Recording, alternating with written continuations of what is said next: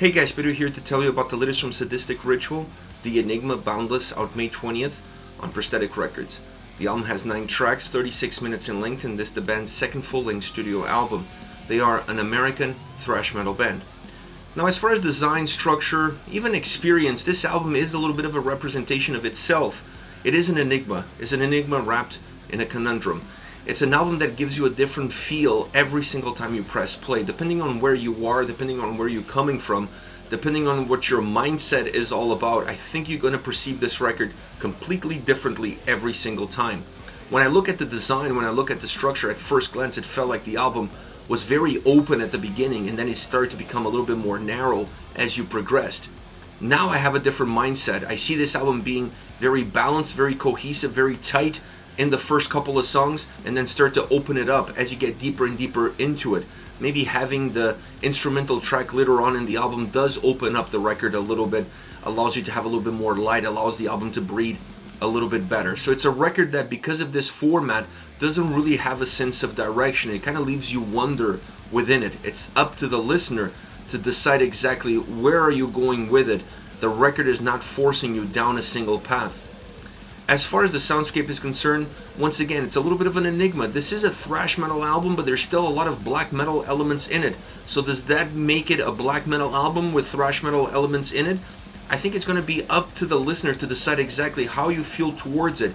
It's almost walking a fine line between those two worlds, and depending on where you are from song to song, the experience that you're going to get is going to be very different. There are some tracks on this record that feel like pure traditional thrash metal songs, and there are some songs on this record that feel a lot more black metal in terms of the style, in terms of the sound, in terms of the darkness, the experience that it holds, versus having a thrash sound that really drives that experience. There's thrash metal elements still in it, but they're kind of superimposed by the black metal driven experience that those single tracks have to offer. So it's a very hard to define album sound wise as well, because of this duality of worlds coming together. It also has an old school style production to it.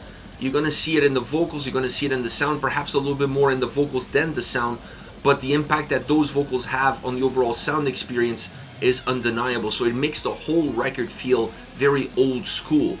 Now, I like the soundscape on this album, I like the variety, I like the drivenness that it has, and I like the overall power that it offers. It's a record that has big wall of sound, that has thickness to the sound and still has texture, but it also allows you to experience all the different elements individually as far as the collective is concerned.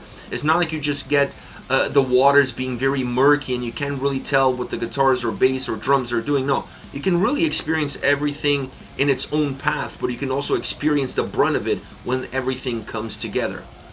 The bass on this album could be a little bit better defined. I really feel like it's a little bit dirty at times, or adds a little bit of dirt and grit to the overall soundscape on the album. It matches well with the overall experience, it matches well with the production that the record has, but I think you can still have that same production and allow the bass to be a little bit better defined. It would allow for songs to feel a little bit more together. It would allow for songs to feel like they had some sort of boundaries. In this case, because of how the bass comes across, the album loses a little bit of those boundaries, and sometimes it really stretches out almost into a place where you're not really sure exactly where it's going. So while I understand the approach, I would have liked to see the bass have a little bit more clarity to it. I think would have helped the overall soundscape and definitely would have helped the overall experience. As far as drums goes, I enjoy the drum sound on this album because it's powerful but not overpowering. You can really hear and feel the thunderous approach that they have, how heavy they are, how much they drive the tracks, how much they drive the album, but not once do you ever feel like they're jumping into the forefront and overtaking your experience. They're there to complement the sound, they're there to complement the songs, to complement the overall record design, but not to be a driving force behind each and every single track. The driving force behind each and every single track is the guitar sound, and the guitar sound offers a lot of variations. Some songs introducing some slight psychedelic elements to really stretch out the footprint of these songs, expand them, allowing them to be a little bit brighter, allowing them to be a little bit thinner at times, then contracting again, bringing a little bit more heaviness, bringing a little bit more volume into them. All of this gives life, makes the album feel very dynamic guitar-wise, but the guitar sound is definitely one of the most important, if not the most important element in the entire record. I love the chunkiness, I love the drive, I love the darkness, I love the grit, I love everything in between. It's a record that guitar-wise offers a lot of different textures, but always with a very similar experience and a very similar output that makes the record feel somewhat balanced regardless of where you're looking at or where you're going. I'm not even going to say the direction that you're taking, because the album doesn't really give you a clear-cut direction. So the guitar sound tries to define things a little bit better, but it's not about the definition on the guitars. It's really about the experience and allowing you to gravitate towards it in order to feel like you're going somewhere with them, and they definitely do that. Now vocally, the album is very balanced from start to finish. There's nothing really changing. It's not a dynamic album vocally. It stays very consistent. But it's a consistency that adds value to the way the whole record is put together, and definitely adds value to the way these songs are coming across. Because if you have a song that's almost pure thrash metal, or if you have a song that is a little bit more blackened in their essence, having consistency of vocals allows you to have a red line from start to finish, regardless of the variations that you're going to see from track to track. That old school production, having the vocals really deep, feeling like they are in the pit, in the middle of everything else, with all of the sound superimposing it and staying consistent in that approach, definitely makes this an overall album that sounds very dark, feels very dark, and definitely has a dark and somber atmosphere. Overall, I enjoy listening to this record. I wish it had a little bit more of a sense of direction. I wish it made me feel a little bit more comfortable knowing exactly what I'm going to get from it time in and time out. But perhaps for some listeners, the ability to have a different perception of the record every time you play it, that's going to be the allure. That's going to be the item that's going to come and bring you back to it time and time and time again. So it depends on where you're coming from. It depends on your point of view. Like I said, this album is a pure enigma. It's a record that doesn't really give you all of its cards, regardless of how many times you listen to it. As far as favorite songs are concerned, I want to start off with NU. It comes quick at the listener. It's a great track with heaviness and intensity. The vocals fall deep into it, something that's very consistent throughout the entire record. It's driven by this wall of sound that never really breaks apart, that stays very unified, that stays very tight. And it never really changes the momentum that it has. The only time that wall kind of comes down is during the guitar solos. During the guitar solos, you feel like there's a little bit more room to breathe. There's a little bit more room to move. The solos really do that to the song.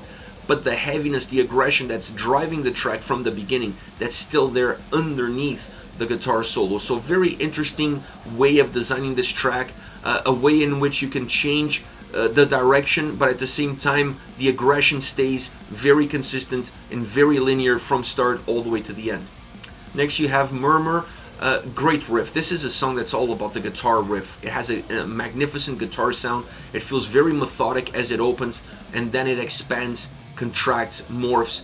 It's a track that never stays neutral. It always has a sense of progressing towards something. Like I said, it starts very methodic, then it picks up a little bit more, then it drops again, becomes methodic again, then it picks up again. It's a very volatile track in terms of how it's going to take you from point A to point B.